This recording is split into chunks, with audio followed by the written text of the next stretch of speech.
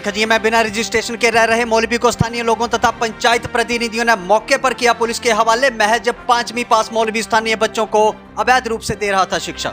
प्रशासन के ब्लैकआउट के आदेशों की जा रही थी अवहेलना। ग्रामीणों ने स्वयं जाकर काटी स्ट्रीट लाइट की तारें।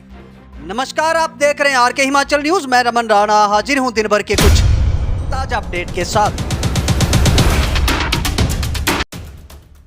विधानसभा नूरपुर के अंतर्गत खेल पंचायत के खजिया में बिना किसी परमिशन व सूचना के रह रहे मौलवी को स्थानीय प्रतिनिधियों ने पूछताछ के बाद पुलिस के हवाले कर दिया है। लोगों के अनुसार खजिया में मौलवी पिछले लगभग 1 महीने से रह रहा था, जिसकी ना तो किसी नजदीकी पुलिस स्टेशन में या स्थानीय पंचायत को कोई जानकारी दी गई थी। लोगों के अनुसार उक्त मौलवी आसपास के बच्चों को पढ़ाने के बहाने रहता था, जबकि मौलवी ने खुद अपने आप को 5वीं पास बताया। ऐसे में किस प्रकार की शिक्षा बच्चों को दे रहा था, इसका अंदाजा तो आप स्वयं ही लगा सकते हैं। प्रतिनिधियों द्वारा पूछताछ के दौरान मौलवी ने बताया कि वह स्वयं तो पढ़ा लिखा नहीं है, लेकिन उसने किसी मदरसे में कुछ शिक्षा ग्रहण की है, लेकिन वह मदरसा भी किसी प्रकार का पढ़ाने का सर्टिफिकेट जारी नहीं करता है। पंचायत प्रधान जगदेव सिंह ने बताया कि इस मौलवी के यहाँ रहने से संबंधित कोई जानकारी पंचायत को उपलब्ध नहीं करवाई गई। उन्होंने बताया कि एक बार एक स्थानीय युवक पढ़ाने की बात करने आया था, मगर उसने भी ये नहीं कहा था कि कोई बाहर का मौलवी यहाँ आकर रहेगा।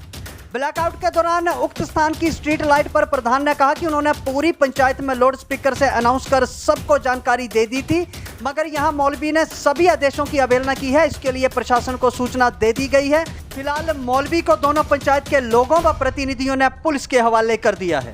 दूसरी तरफ नूरपुर डीएसपी विशाल वर्मा से जब फोन पर इस विषय पर बात की गई तो उन्होंने कहा कि उक्त व्यक्ति कोई संदिग्ध नहीं है तथा वह हिमाचल के चंबा का निवासी है।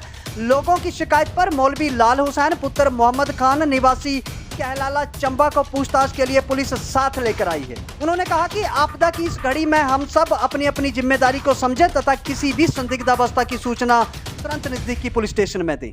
लोकल पढ़ते तो हमारे पास नहीं, तो आप तो अभी तक आपके पास भी जैसे उर्दू का कोई नहीं तो कुरान पाक पढ़ना उसका कोई नहीं। उर्दू का आप जो पढ़ाते हो कोई बुक वगैरह देख के पढ़ाते हो? कैसे पढ़ाते हो? कुरान में बुक वगैरह देख के पढ़ाता हूँ। कुरान में कुरान है जी, कुरान वगैरह देख के। कितने बच्चों को पढ़ाते हैं? दो ही बच्चे पढ़ते हैं। सच बोल रहा हूँ, इसमें आपके घर में खड़ा हूँ। 2 ही बच्चे पढ़ते हैं, शाम को 2 ही आते हैं। 2 ही आते हैं शाम। अभी 10-12 बोले आपने पहले ही आते। 2 बच्चों के लिए 6-7 चंबा से उठ के ये है। नहीं, नमाज पढ़ाने का असल में ना जो मेरे को दिया वो पढ़ाने का ना। नमाज में कितनी सैलरी मिलती है आपको? कर लेते सारे 7,000 7-8,000 7 या 8? 8,000 8,000 मिलता है। उसकी कोई स्लिप वगैरह, कोई रसीद वगैरह आपके पास? अभी इन्होंने किया ना कि 20 दिन हो गए कि गूगल पे वगैरह चेक होगा पूरा, क्योंकि ज्यादा अभी इकट्ठे करने वाले ना 10 दिन बाद। अच्छा, अभी आपको मिला नहीं है कुछ? कल ना पूरी पंचायत में अपनी जो भी सोलर लाइट लगी हुई थी ना, टेम्पू लिया था और 2 बंदे मैंने पैसों पे कर गए थे, तो मैंने सारी की सारी लाइटें जो है वो बंद करवाई, उसके कनेक्शन काटे हैं। और ये लाइट है, मैं अपने त्रिखु भैया को बोला था कि इसका भी कनेक्शन आप काट दो, रात को फिर। प्रधान जी, यहाँ पर आपके पास ये मस्जिद है आपकी पंचायत में, यहाँ पर एक मौलवी रह रहा है, काफी बाहर से रहने वाला है वो। ना उसके पास रजिस्ट्रेशन है, शाम को यहाँ कुछ बच्चों को भी पढ़ा रहा है, जो अपनी जिंदगी को तो खतरे में डाल रहा है, लेकिन ये लाइट के नीचे बच्चों को भी वो उसमें कर रहा है। क्या कहेंगे इस पर? सर, ये पढ़ाने का तो एक बार आया था मेरे पास लड़का, मैंने उसको मना कर दिया था कि हम पंचायत वाले पढ़ाने के लिए परमिशन नहीं दे सकते।